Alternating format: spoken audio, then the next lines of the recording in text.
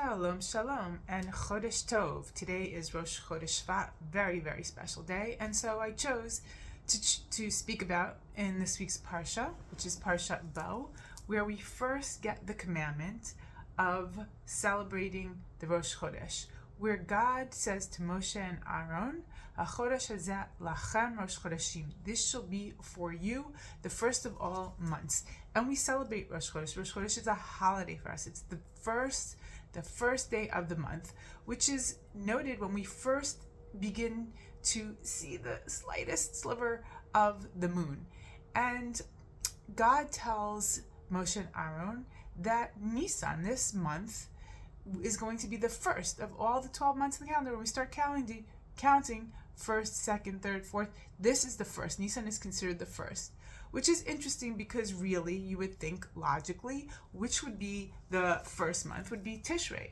We say that God created the world, and so you think time would start when the world started, which would be in Tishrei. But no, God says not the case. You are to celebrate the first month, this month, Nisan, the month of redemption, when God is about to redeem the Jewish nation, that they are going to come into themselves as a free people, one free to serve their one true God that we believe in. And this is the beginning of time for Israel, because time is starting for them. They are no longer going to be slaves to a foreign nation. They are free men to serve God as they please, to live a life of meaning without being bound to something else. And God tells Moshe and Aaron that this is going to be the first. Now, it's fascinating, and I want to point out that Rosh Chodesh is a special holiday for women. And the reason why we are given this as a special holiday, even more so than the men, we're supposed to refrain from work and we celebrate. It's really a day. It's a day of women, because it reminds us the faith of women, the faith that women have in God, because that we're told that the sages say that they didn't participate in giving, they didn't want to give their gold over when the rest of the nation wanted to make the golden calf. But the Jewish women, they had faith in God. They knew. The men were afraid Moshe wasn't coming down, this is it, whatever.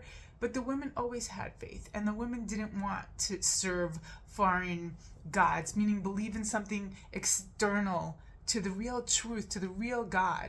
And they held on to that faith because they knew that God was going to come through in the end, even in the darkest hour for them.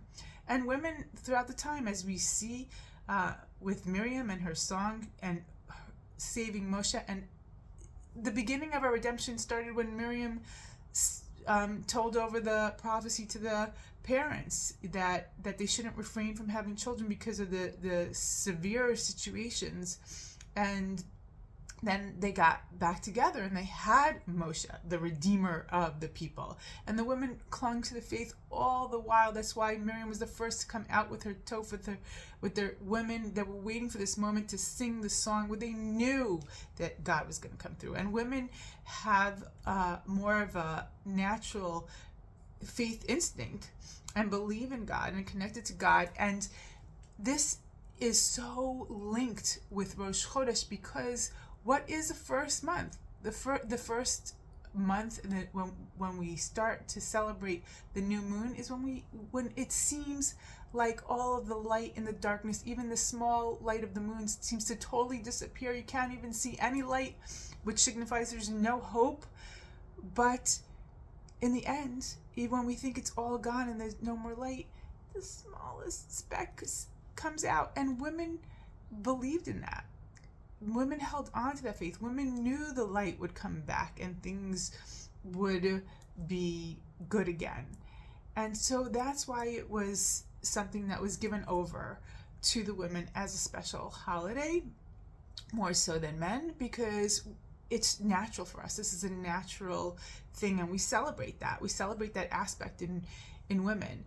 And I think it's even so much more meaningful this very week, when we just got back 3 of the hostages that Hamas took, and we got them back, and we see their spirit, their unbreakable spirit. They made it through. They had faith.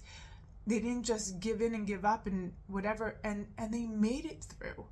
And we're getting more women even, and God willing, all our people, all our women, our men and children, Bezrat Hashem, everybody should come back, B'mehera, in good health, and we should be able to they should heal, and we should be able to bury the dead.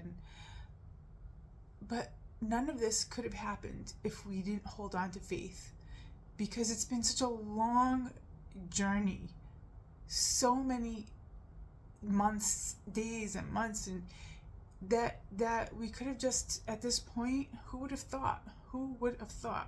But here they are, walking onto our cherished, precious, holy land, back into the arms of their families when it seemed like an impossibility.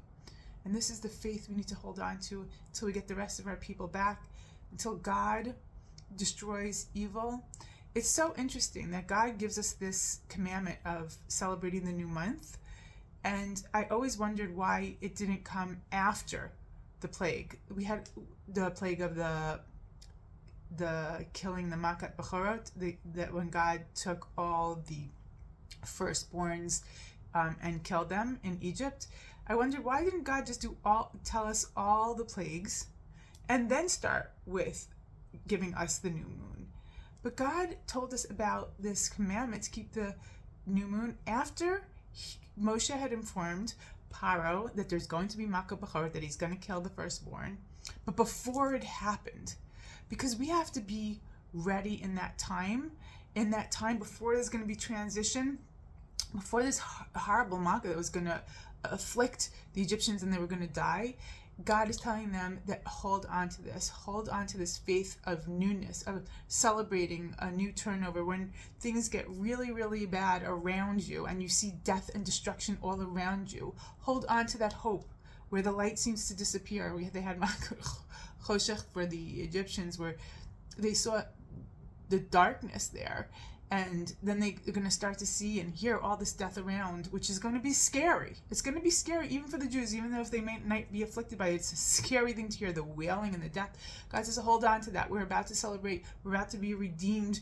You're about to have good things. We got to get past this. And we have to remember that in the turn, when this darkest time, hold on to that hope so that we can go into the newness.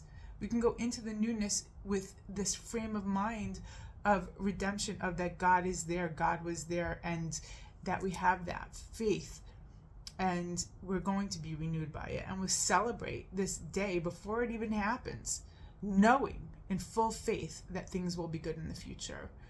And with that, I wish you a Shabbat Shalom.